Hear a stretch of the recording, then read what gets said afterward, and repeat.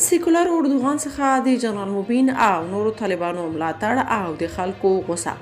آیا ترکیه کې اسلام شته؟ جزئیات هم دلته وګورئ او چینل سبسکرایب کړئ. ترکیه هغه هیواد دی چې ډانس کلبونه او فحشهخانې پکې حکومت سره راجستر دي او ټکس ترې اخلي. همدارنګه اسرائیلو سره پخه یارانه لري. د ناټو غړی هیواد هم دی چې اسکر افغانستان کې جنګېدل، خو اوس طالبان د هغه اردوغان ملاتړ کوي د چا هیواد کې چې پورته کارونه په آزاده توګه ترسره کیږي. د ترکیې ټاکنو په اړه د یو شمېر طالب فعالانو نظرونه او د خلکو ځوابونه درسره دلته شریکو. جنرال مبین لیکلي ترکیه کې نن د طیب اردوغان او سیکولر کمال قلچیدار ترمنځ چې ترکیه د اتاتورک وخته ګرځوي ولسمشریزې ټاکنې دي. دا چې طیب اردوغان څه ناڅه ترکیه کې د اسلام غږ لوړ ساتلی دی، نو موږ به دعا ورته کوو چې د سیکولر کمال په مقابل کې بریا ته ورسیږي.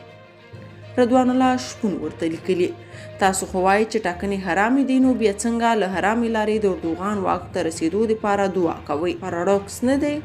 د یو چا خپل اساس حرام کې ښودلی شي او له هغه بیا څنګه د اسلام د دفاع تمه کوئ؟ همدا ترکیه وه چې عسکرو یې د ناټو په چوکاټ کې دلته جنګ کاوه. له مخې ګنګ سیاست. نظر محمد مطمئن لیکلي ولسمشر اردوغان او پلویان یې د آیا صوفیان تاریخي مسجد له الله جل جلاله د بري او هغه څه غوښتنه وکړه چې د مسلمان ترک ولس په خیر وي. کمال قلچیدار او غلو او پلویان یې د اتاتورک قبر ته ورغلل او د بري غوښتنه یې کوله. اردوغان او پلویانو ته یې دعا کوو انشاءالله بریالی به وي.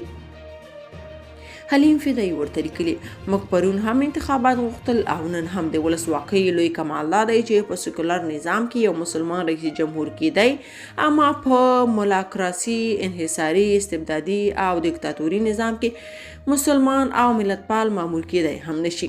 نن ترکیه کې ټاکنې دي. طالبان اردوغان ته ډیر خوشحاله دي، د نړۍ د مسلمانانو قوي مشر ګڼي، اما د اردوغان چې د مسلمان اما قانون نظام 100% پر سیکولریزم ولاړ دی. انتخابات ټولې سیاسي مدني ازادۍ لري.